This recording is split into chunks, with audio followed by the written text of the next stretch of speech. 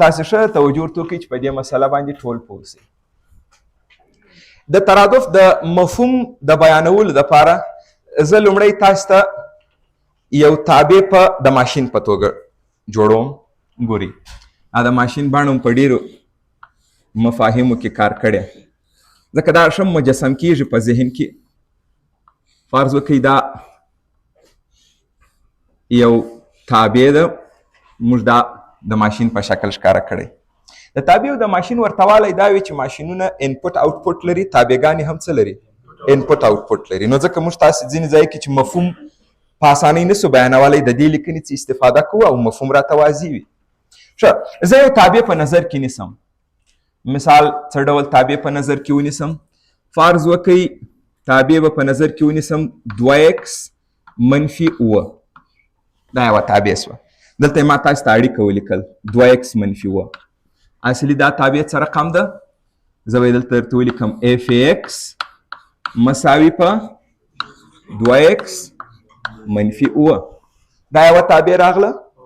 لکه څنګه چې هر ماشین کې چې یو انپوټ راسي د هغه ماشین په منځ کې پر هغه باندې یو پروسس اجرا کیږي. دلته هم دغه هر عدد چې راځي کومه پروسه ورباندې اجرا کیږي؟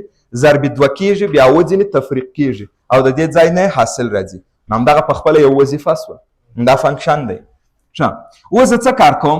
په دې تابع کې زه ځینې قیمتونه وضع کوم، مګم زه دا قیمتونه چې وضع کوم تاسو ټول ته معلومه ده د دغې تابع د تعریف ساحه ټول حقیقي عددونه دي، یعنی x شامل په هر حقیقي عدد کې. دا پولینومي تابع ده، تاسو هر ډول عدد وغواړئ قیمت ګذاري کولی شئ. خو زه په دې تابع کې یوازې څه کار کوم؟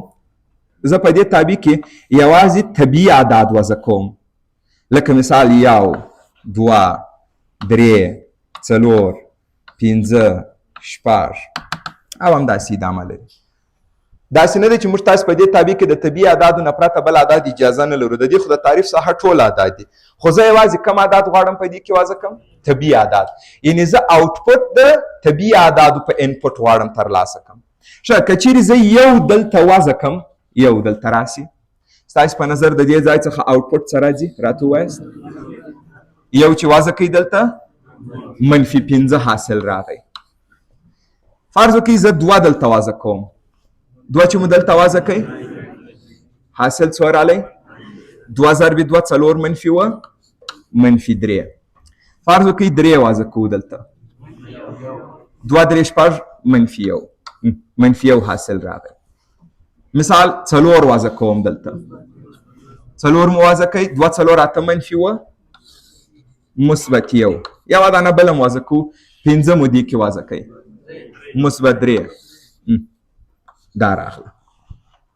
دغه عددونه موږ تاسې د یو تابع قیمتو ته وایو که نه؟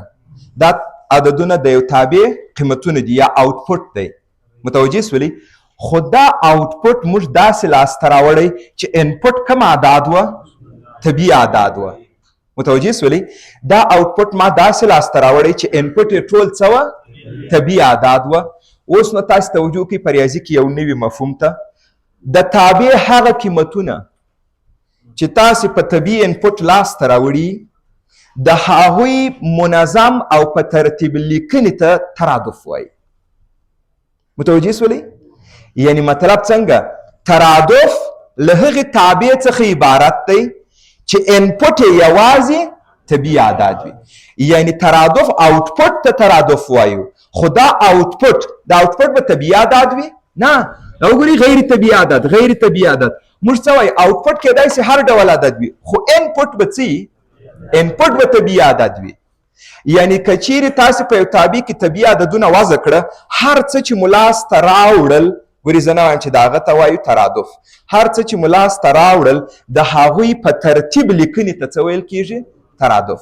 د هغوی منظم لیکنې ته څه ویل کېږي؟ ترادف. ترتیب لیکنه باندې نسولو پوه او په دغه ځای خو پوه سولو چې دا عددونه ما د یو تابع څه لاسته راوړل، خو څنګه مې لاسته راوړل؟ په طبیعي انپوټ مې لاسته راوړي دي. یعنې که چیرې تاسو په یو تابع کې طبیعي عددونه وضع کوئ، هر څه چې لاسته راوړو په ترتیب لیکنې ته ترادف وایي. په طبیعي اعدادو مې لاسته راوړه، تر دې ځایه پوه سوم. ترتیب لیکنې څخه مطلب څه دی؟ په ترتیب لیکنې څخه مطلب دا دی چې تا کوم عدد، اوس به زه دا تاسو ته ولیکم په یو لیست باندې درته لیکم، ته به څنګه دا ولیکې؟ هر ډول چې ستا زړی د دې لیکنې ته ترادف نه ویل کیږي. تا په دې کې یو کار اجرا کړی چې هغه دې صحیح دی، دا عادات دې څنګه لاسته راوړله؟ په طبیعي عادتونو دې لاسته راوړه. تر دې ځایه ستا کار بیخي صحیح دی. خو اوس چې کله تا عادات لاسته راوړله، دا عادات به ته په ترتیب ولیکې. په ترتیب لیکنه په دې معنا هغه عادت چې تا په یو باندې لاسته راوړی هغه به اول ولیکې. نو زه به -15 ولیکم، بیا به کاما ورکوي.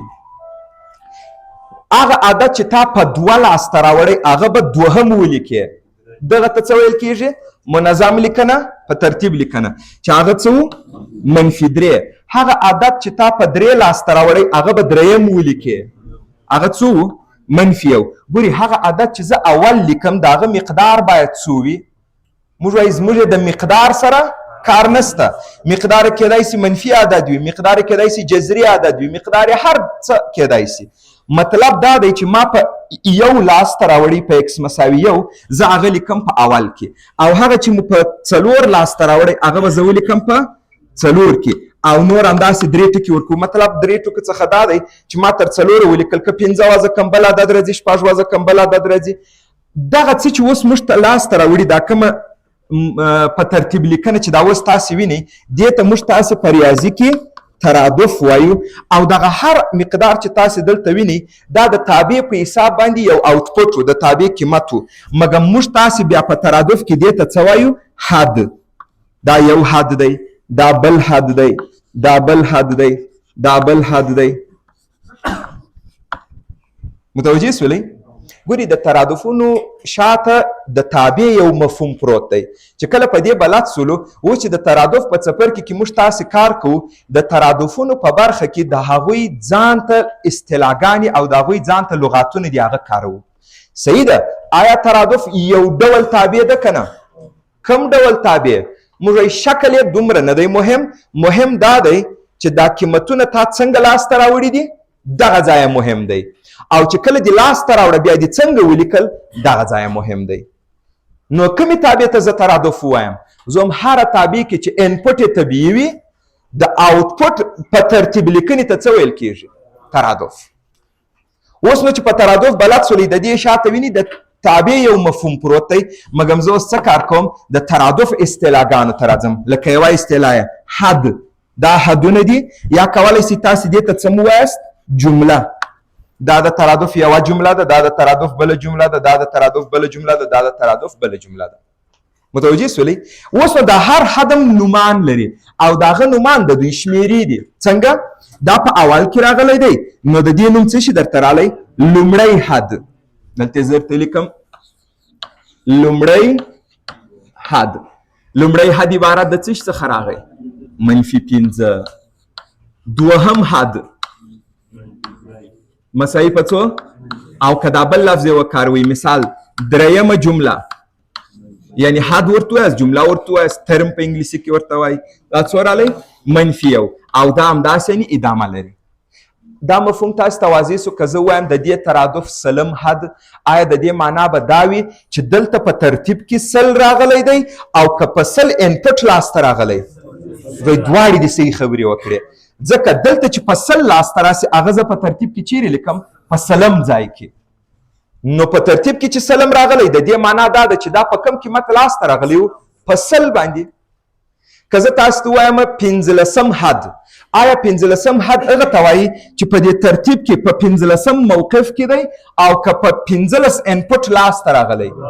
دواړې دې موږ صحیح خبرې وکړې چې کله په 15 انپوټ لاسته راسي موږ هغه لیکو چیرې؟ په 15م موقف کې. نو ومولیدل چې دا د ترتیب څخه مطلب څه و؟ اوس نو موږ تاسې بیا کوشش کوو دې ته داسې نومان وکاروو، دا حدونه په A ښکاره کړو. A B C مهم نه دی، ډېر معمول A دی. زه دا په A ښکاره کوم. دا A د هر حد ته وایم. لکه د تابع هر آوټپوټ ته موږ په عمومي توګه څه ویل؟ FX. دې ته به زه اوس څه وایم؟ A. مګر اوس زه دې ته انډکسونه ورکوم، شناختونه ورکوم. زه کله چې دا لومړی حد دی دلته څه ورسره لیکم؟ A1. دا چې دوم حد دی په A ښکاره کوم، شناخت یې دلته ورته لیکم، همدا A2 دی. او دا که زه داسې درته ولیکم دې ته زه څه وایم؟ دا A3 دی. اوس تاسې ما ته ووایاست چې A10 څه معنا لري؟ لسم حد. دغه لسم حد به څو وي مقدار یې راته ذکر کوي. موږ وایو مقدار یې هر حقیقي عدد راتلی سي. همداسې خبره ده که نه؟ لکه دلته وګورئ دا لومړی حد و مقدار یې منفي و. دغه بیا څلرم حد دی مقدار یې مثبت دی. کسري عدد راتلی سي، جذري عدد راتلی سي، هر ډول عدد ممکن دی چې راسي. اوس نو دغه ترادف چې دلته تاسې وینئ دې ته د ترادف انکشاف ورکړل شوې بڼه وایي. انکشاف ورکړل شوې بڼه.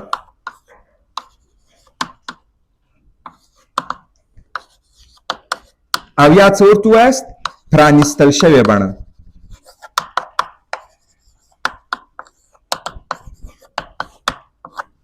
که چیرې تاسو ته داسې لست د اعدادو یو چا درکوي مطلب یې دا دی چې دا د ترادف کوم شکل دی؟